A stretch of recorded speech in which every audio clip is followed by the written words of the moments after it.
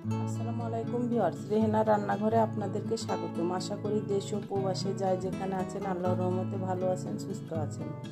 আজকে আমি আবার একটা দারুণ মজার রেসিপি নিয়ে চলে এসেছি। আজকে আমি বড়ইয়ের মিষ্টি আচার করে দেখাবো। এখানে আমি 1.5 কেজি বড়ই নিয়েছি। বড়ইগুলোকে আমি পরিষ্কার করে ধুয়ে আমি পানিটা ঝরিয়ে নিয়েছি। বড়ইয়ের আপনার এখানে একটা যে বুটা থাকে, বুটাটা বেছে ফেলে দিতে হয়। চুলায় আমি কড়াই চাপিয়ে দিয়েছি। আমি এবার দিয়ে দেবো শুকনা মরিচ। এখানে আপনার 5-6টা শুকনা মরিচ আছে, আমি দিয়ে দিলাম। মরিচগুলাকে এবার আমি ভেজে নেব। মরিচগুলো আমার ভাজা হয়ে গেছে। এবার আমি গ্যাসটা অফ করে দেব। মরিচগুলাকে আমি উঠিয়ে নেব।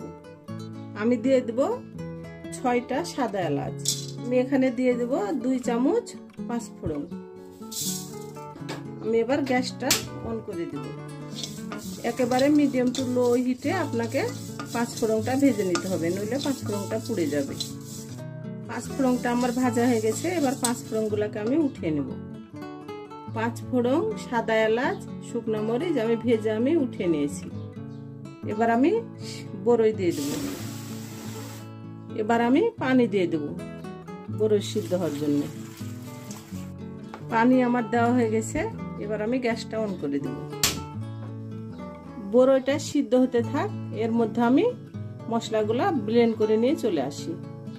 এবার অল্প করে লবণ দিয়ে দেব। এবার আমি ভালো করে নেড়ে চেড়ে দেব।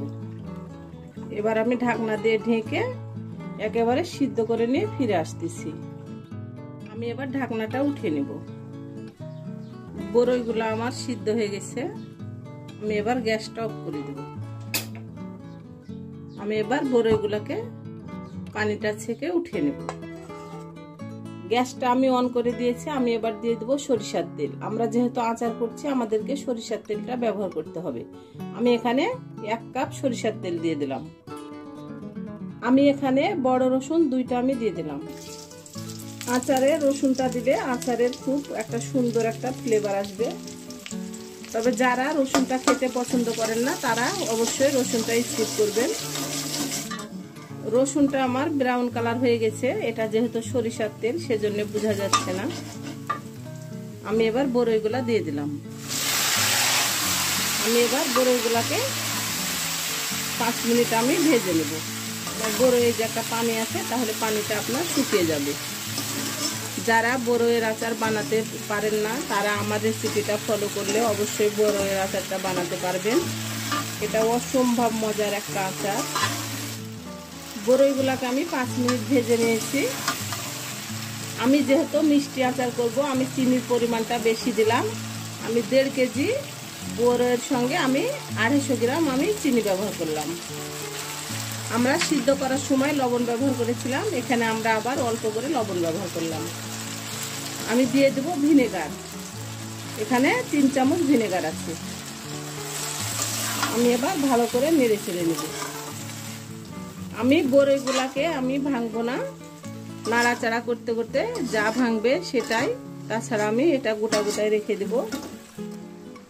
আমরা বড়ইয়ের আচারের জন্য যে মশলাটা তৈরি করেছিলাম, পাঁচফোড়ন ভেজে নিয়েছিলাম আর শুকনা মরিচ আমি দিয়ে দিলাম।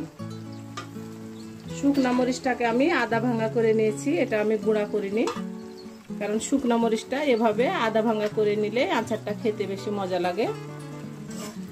আমার রেসিপিগুলা যদি ভালো লাগে, তাহলে আমার ভিডিওগুলা দেখার অনুরোধ রইল। যদি ফেসবুক থেকে দেখেন, তাহলে অবশ্যই একটা ফলো দিয়ে দিন।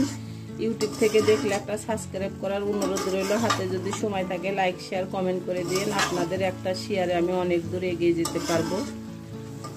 এরকম যদি একটা আচার থাকে, আপনি খিচুড়ি, ভাত, রুটি সব কিছুর সঙ্গেই খেতে পারবেন।